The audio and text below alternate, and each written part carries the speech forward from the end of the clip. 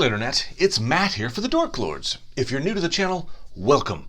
We talk about all manner of dorkly things here, so whether it's sci-fi, fantasy, superheroes, we probably have a playlist about it. Feel free to check us out. Today is another in our Dork Lord of the Rings segments. And today's topic actually comes to us from two commenters, Dark Lord Sauron and Steampunker X. And since it was requested twice, it moved to the top of the list. And that topic involves the shape-shifting ability of the Maiar spirits. So what I'm going to do is show the various instances in which we see the Maiar spirits change form. And it seems fitting that Dark Lord Sauron should request this topic because it is indeed Sauron who shows, I think, the most shape-shifting abilities. But let's start by laying the groundwork for how indeed the Maiar can change form, shapeshift. I'm going to read you a passage from the Silmarillion. This is about the Valar. The Valar are kind of one step up from our Maiar spirits. Tolkien describes how they indeed can shapeshift. Now the Valar took to themselves shape and hue, and because they were drawn into the world by love of the children of Iluvatar, they took shape after that manner which they had beheld in the vision of Iluvatar. Moreover, their shape comes from their knowledge of the visible world, rather than of the world itself. And they need it not, save only as we use raiment. And yet we may be naked and suffer no loss of our being. Therefore, the Valar may walk, if they will, unclad. And then even the Eldar cannot clearly perceive them, though they be present. But when they desire to clothe themselves, the Valar take upon them forms. But the shapes wherein the great ones array themselves are not at all times like to the shapes of the kings and queens of the children of Iluvatar.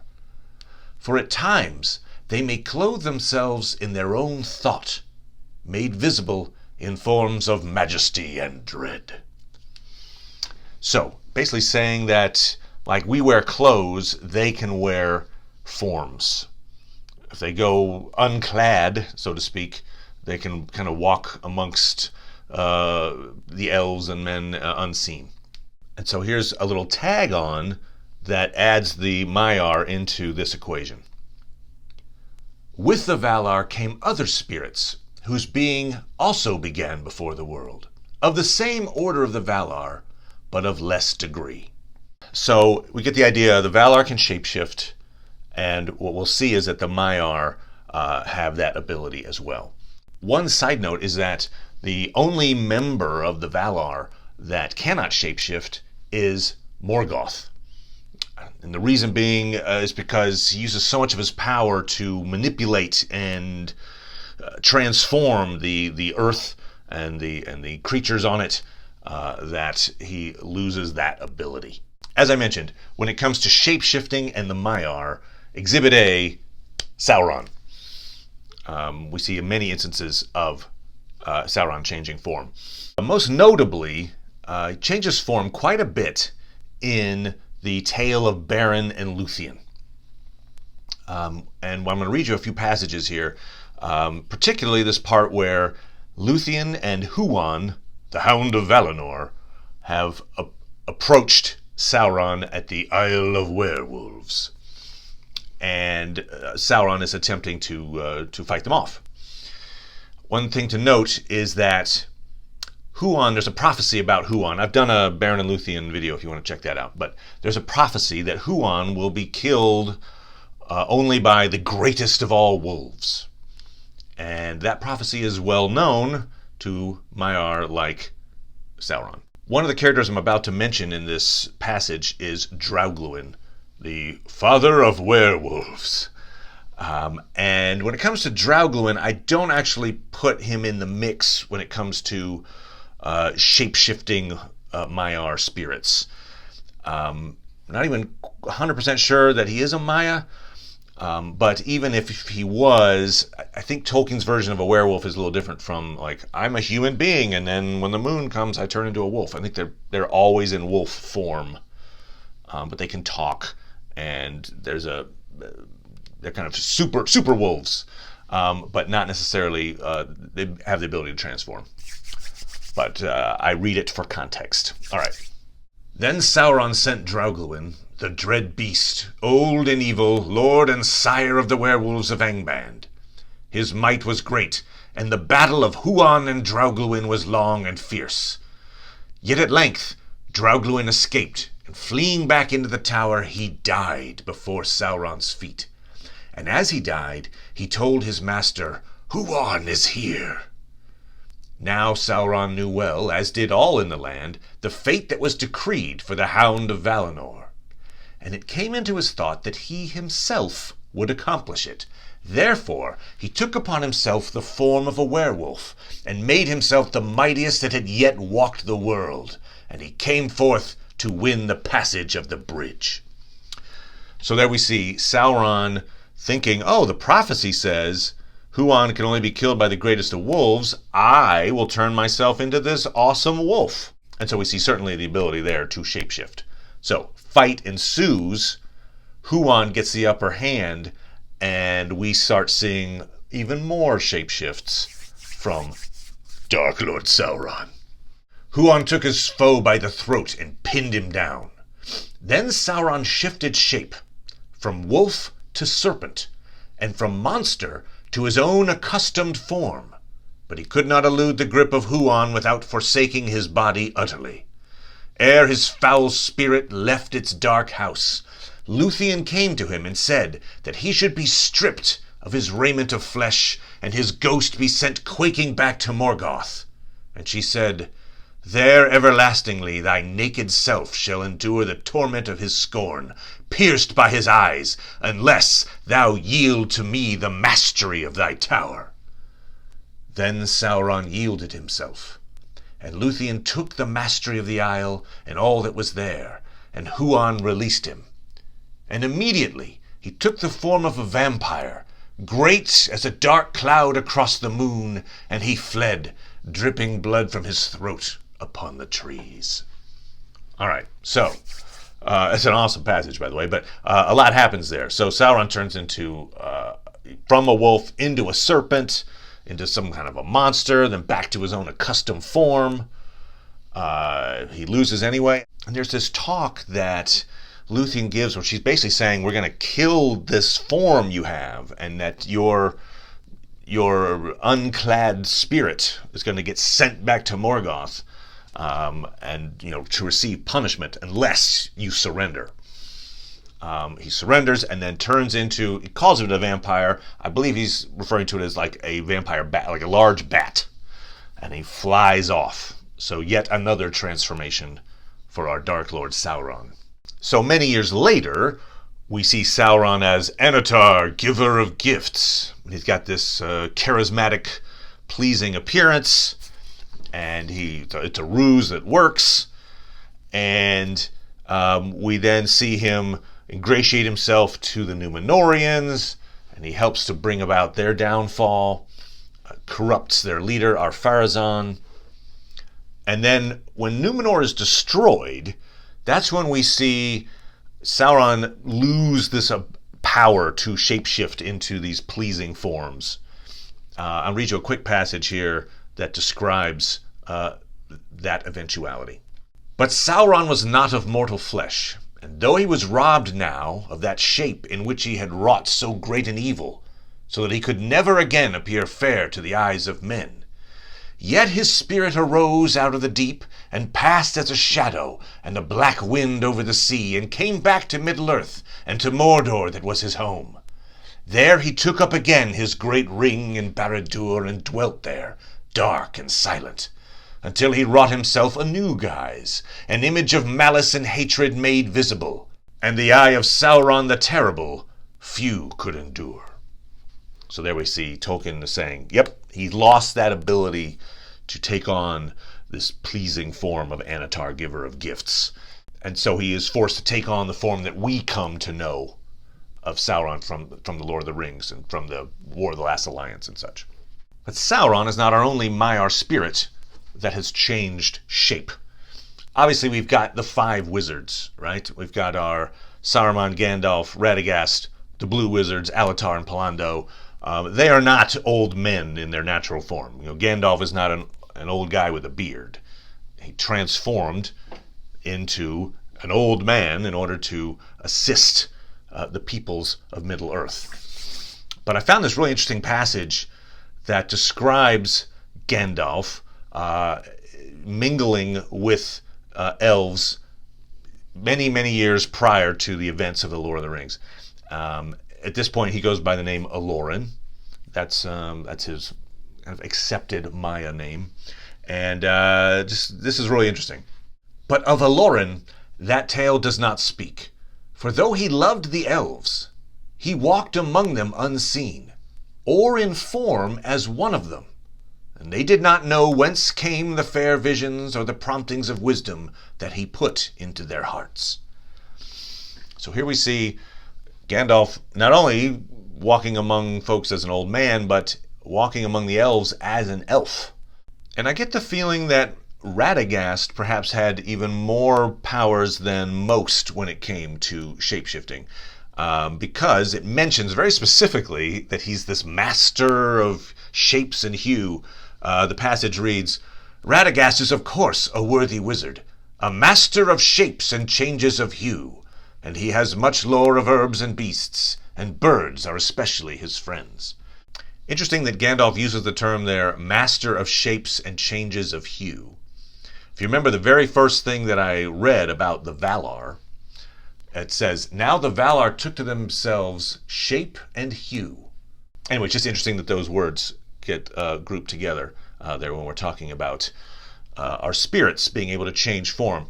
So, as we know, Radagast is able to change into an old man, but I have a feeling maybe he's got extra power. If Gandalf mentions it, I think perhaps over and above what we've seen from Radagast, he has other shape-shifting abilities.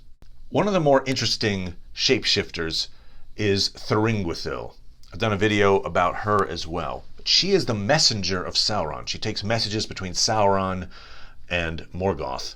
And she does so in the form of this giant vampire bat. She's a vampire.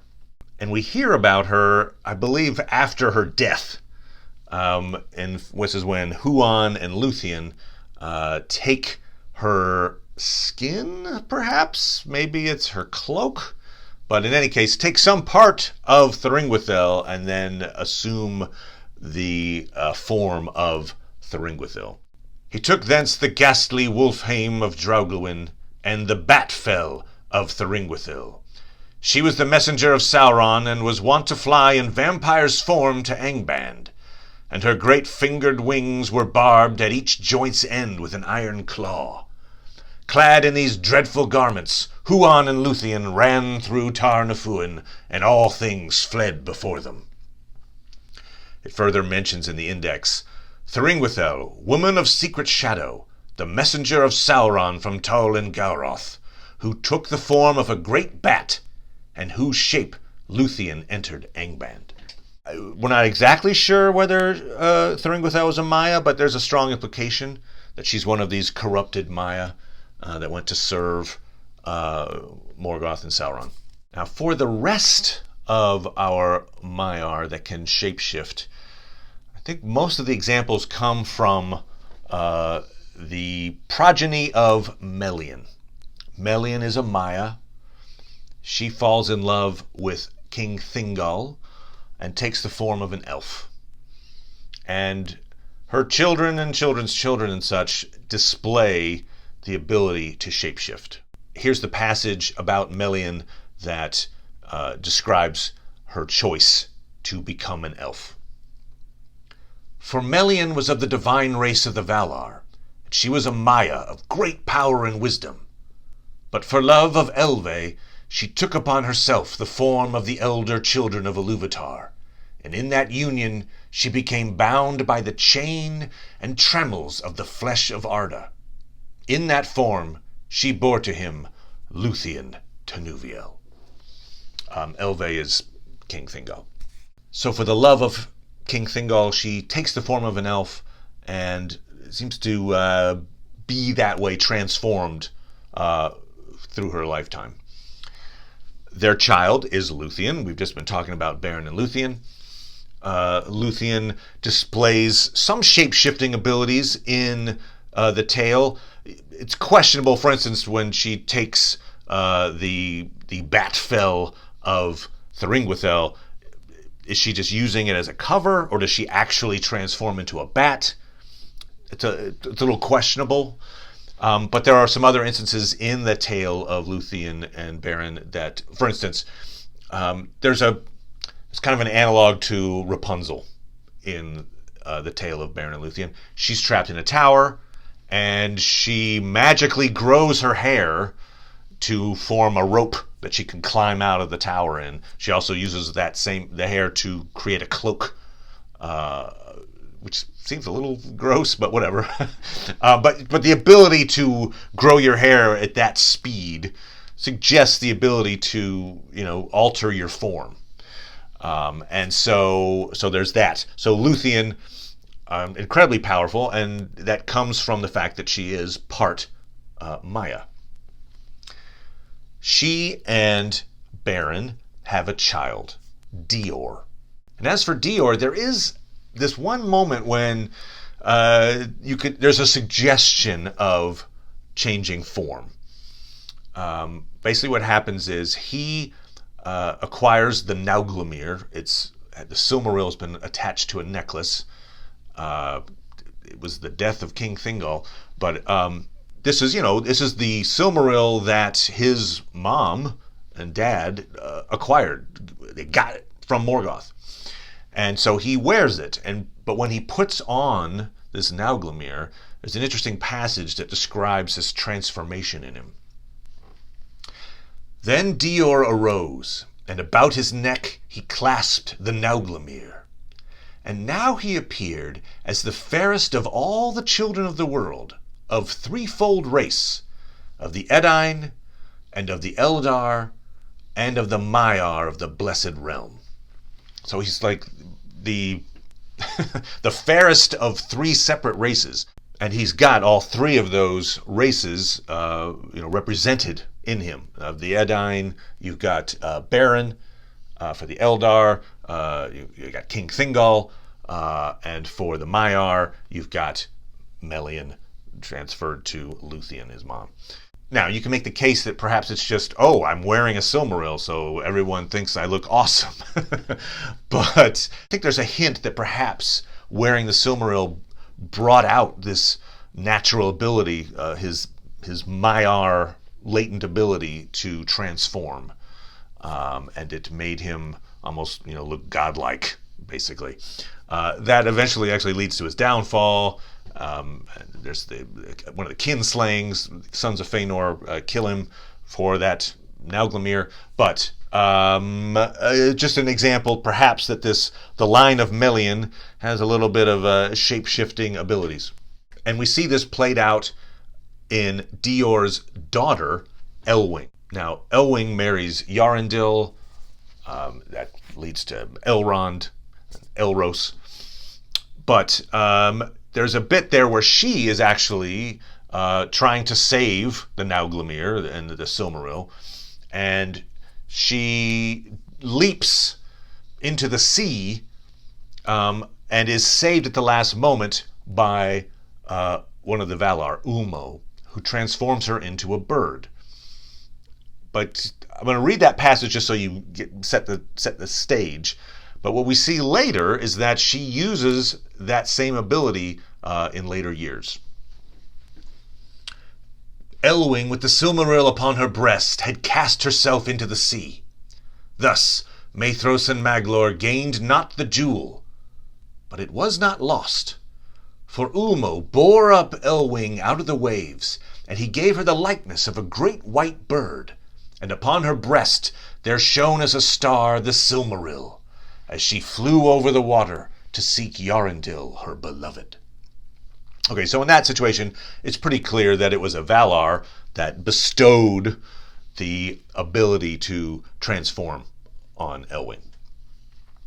Flash forward, though, and it is said that Elwing learned the tongues of birds, who herself had once worn their shape, and they taught her the craft of flight, and her wings were of white and silver gray. And at times, when Yarindil returning drew near again to Arda, she would fly to meet him, even as she had flown long ago when she was rescued from the sea. So here we see that she can turn into a white bird at will, and she flies out to greet Yarindil.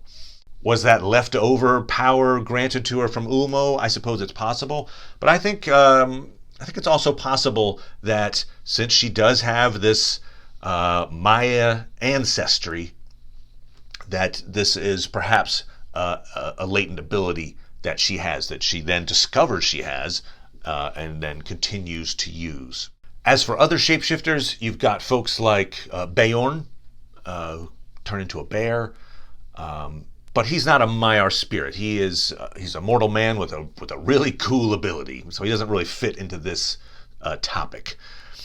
Actually, back in that story of Beren and Luthien, you've got the elf Finrod, who disguises in company to look like orcs. But the implication is not that he transformed them all into orcs. It's more of a disguise that they create as opposed to actual shape-shifting. There's a few times where we see Gandalf, grow in size when he's talking to Bilbo and he's, trying to be authoritative and such. But again, that's more of a hint of maybe some illusory powers and not necessarily, I'm now growing in height. So the last thing I'm going to talk about is a little controversial topic that weds well with this idea of shape-shifting Maiar. And that is about the Balrog. Specifically the Balrog that attacks Gandalf on the bridge at Khazad-dûm. It is a very large spirit, and it has these giant wings that fill the hall, supposedly. And yet, it can fit through the chamber of Mazarbul, which has a very narrow opening. A creature of that size would not be able to pass through this room. And so there's been some talk of, well, perhaps it changed shape. It is, after all, a corrupted Maiar spirit. This is the Maiar that basically bowed allegiance to Melkor back in the day, were turned into these fire demons. My thought on what's actually happening when we see the Balrog and these giant wings, for instance, is I think it is using the power of shadow to alter its appearance. So it's a form of shape-shifting, but it's more illusory, perhaps. Shadow. There, for instance, the wings don't work.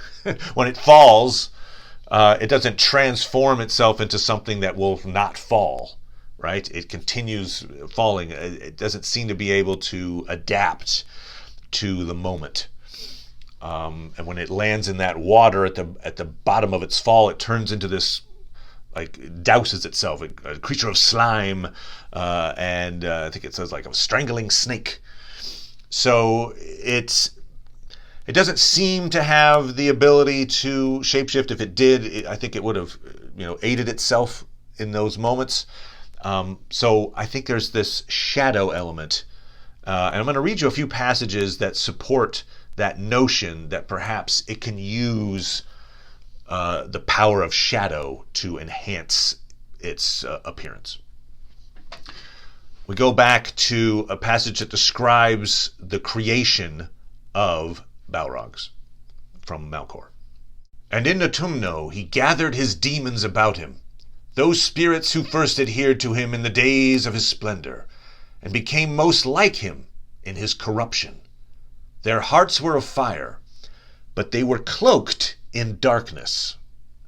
And terror went before them. They had whips of flame. Balrogs they were named in Middle-earth in later days. So there we go. It says they were cloaked in darkness.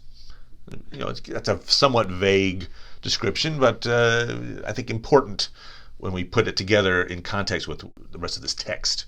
So, we're in Moria.